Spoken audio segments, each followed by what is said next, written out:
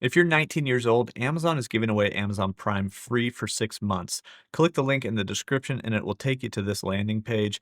It's the Amazon Prime for Young Adults landing page. So you have to be between 18 and 24 years old or just be a student and you can get this 6-month free trial of Amazon Prime. It's all the Prime benefits like Prime Video, music, you get a free book every month, all the fast free delivery, and also you get 5% cash back on Prime for young adults that regular Prime does not get. If you do not qualify for this, then you can click this link down here on the page, which will take you to the 30-day free trial.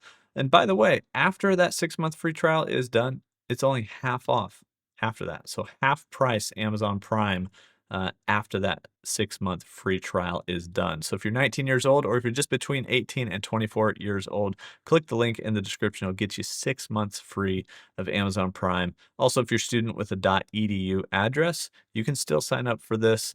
You don't have to be between 18 and 24 years old, and you can try Prime for young adults and get 6 months free.